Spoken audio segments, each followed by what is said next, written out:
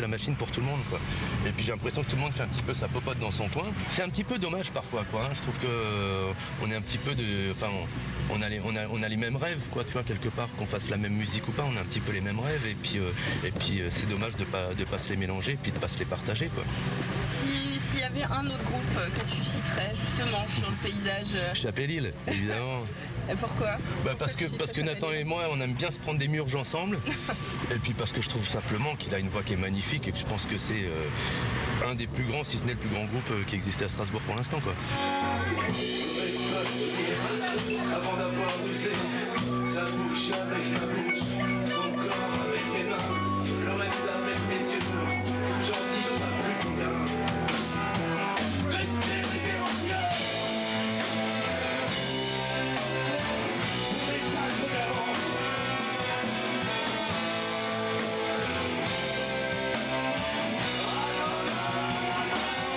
Est-ce que c'est vraiment le but dans une vie de la gagner en faisant, pratiquant sa passion, la musique, pas forcément pour que ça reste fun et on s'éclate chaque jour. Je pense qu'il faut pas que ça devienne son boulot forcément, quoi. Il faut se laisser vivre, on s'éclate, on passe des week-ends super en rencontrant plein de monde sur les scènes. Voilà, enfin moi ça me convient très bien comme ça, quoi. Je voudrais même pas gagner ma vie, ça deviendrait une routine, je pense que ça me ferait chier à un certain moment, quoi. C'est pas toujours parfait ce qu'on fait, vu qu'on n'en fait pas des kilos des concerts, quoi. C'est pas toujours parfait ni rien, mais c'est toujours sincère et urgent. Et ça, je crois que c'est un truc qui se paume un petit peu, tu vois, à tomber dans le super professionnalisme. À un moment, t'oublies ton urgence. Alors, je vais pas cracher dans la soupe. Moi, si demain je peux gagner ma vie en chantant et en faisant de la zik, je serai probablement un des plus heureux du monde, quoi. Mais c'est pas forcément une finalité non plus, quoi. On peut être aussi heureux en le faisant ponctuellement.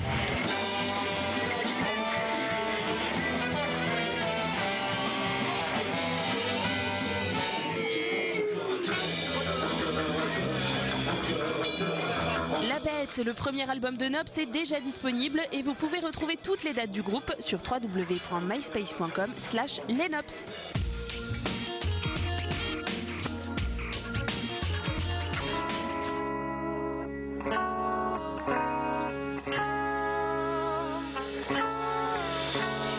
Cette semaine, le coup de cœur Impulsion DNA est issu de la catégorie pop rock.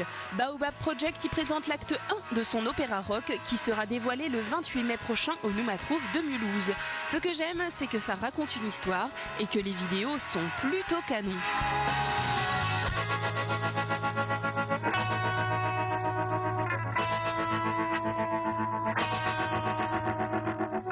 Vous ne pouvez plus voter pour vos groupes préférés, mais toujours les découvrir sur impulsion.dna.fr.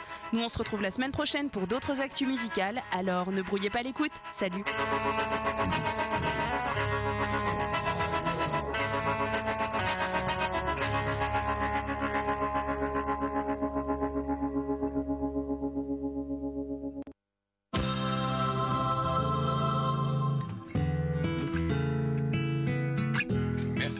Mademoiselle. La toute première croisière télé, c'est avec Alsace 20 en Andalousie. Vous découvrirez les beautés de Gibraltar, Cordoue et Séville. Et une fois à bord, vous participerez à l'élaboration d'un journal télé, vous présenterez le bulletin météo, où vous serez simplement sur votre transat en spectateur privilégié. La toute première croisière télé avec Alsace 20, embarquement le 12 août.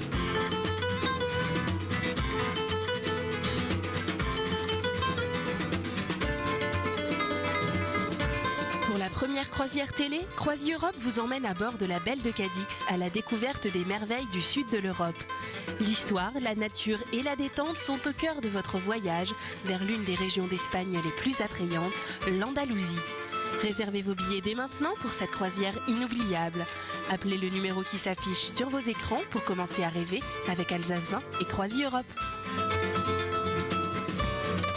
Si vous voulez partir avec moi, la croisière Alsace 20, c'est uniquement du 12 au 19 août.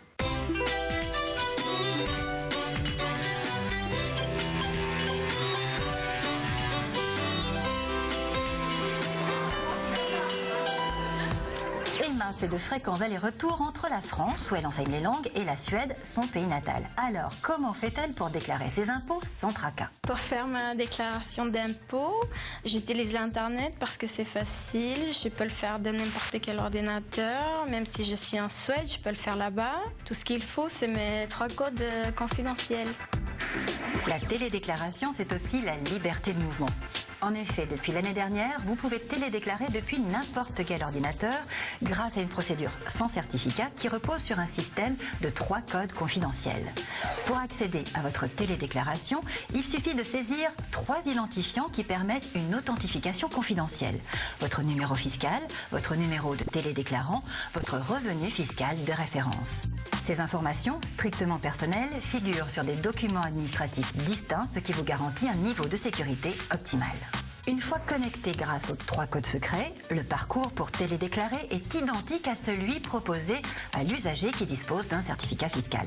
Et n'oubliez pas, en cas de difficulté, vous pouvez joindre l'assistance technique au 0811 364 364, 7 jours sur 7, de 8h à minuit, pour le coût d'une tarification locale depuis un poste fixe, ou par mail à l'adresse assistance.dgfip@assistance-usager.com, ainsi que par chat.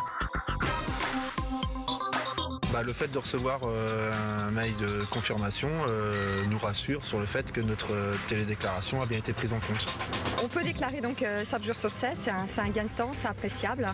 Et puis donc c'est 24 heures sur 24 tout le temps, donc impeccable. Pour la pollution, pour l'environnement, pour éviter énormément de paperasse. Et je pense que pour le traitement aussi, ça doit être beaucoup plus simple. L'absence de fiabilité en termes de capacité ou de sécurité est une idée reçue qui revient quelquefois quand on parle de télédéclaration. Maxime Gauthier, bonjour. Vous êtes chef du service de la fiscalité à la Direction générale des finances publiques. Alors, déclarer ses impôts par Internet, est-ce vraiment sûr? Je vous rassure, notre site impôts.gouv.fr garantit à la fois une très grande capacité d'accueil et une parfaite sécurité. Et bien entendu, nous gardons parfaitement les données. De plus, que vous choisissiez de télédéclarer avec ou sans certificat, le système vous envoie dès la fin de votre télédéclaration un accusé de réception automatique qui est numéroté et eurodaté. Et c'est lui qui sert de preuve. À partir de là, vous avez le choix. Vous pouvez soit l'enregistrer sur votre ordinateur, ou alors l'imprimer, ou alors il est consultable à tout moment sur votre compte fiscal. Et même, si vous avez choisi de télédéclarer sans certificat, cet accusé de réception reprend toutes les données que vous avez télédéclarées. La télédéclaration, c'est nettement plus sécurisé qu'une déclaration papier. Télédéclarer en toute sécurité ne laisse pas insensible Damien, un opticien d'une 30aine d'années. Mais il apprécie également d'autres petits avantages de cette démarche.